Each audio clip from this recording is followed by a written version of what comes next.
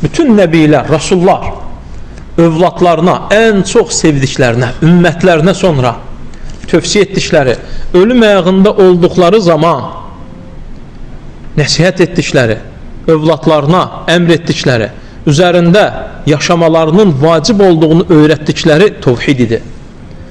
Tövhid nədir? La ilahə illallah. Allahdan başqa ibadət olunmağa haqqı olan heç bir məbudun olmadığına dillə də, qəlblə də, əzalarla da şəhadət gətirməkdir.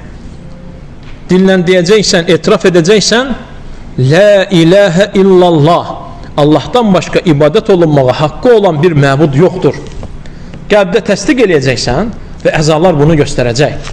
Allaha ortaqlar tutmayasan, şəriklər qoşmayasan, daşlara, divarlara, dəmirlərə, pirlərə, qəbirlərə yalvarmayasan, onlardan istəməyəsən, onlara yönəlməyəsən, tək güc və qüvvət sahibi olan, aləmlərin Rəbbi olan, tək yaradan, tək mülkün sahibi olan, izzət və cəlal sahibi olan, yerləri ayaqlarımızın aşağı altında bizim üçün döşək edən, göyləri başlarımızın üzərində tavan edən, dənizləri qurumaz edən, göylərdən yağışları yağdıran, yerlərdən bitkiləri bitirdən və onların idarəsini bizlərə verən Allah Azza və Cəllənin təkliyini biləcəksən, öyrənəcəksən, özündə təhqiq edəcəksən və bunu yaşayacaqsan.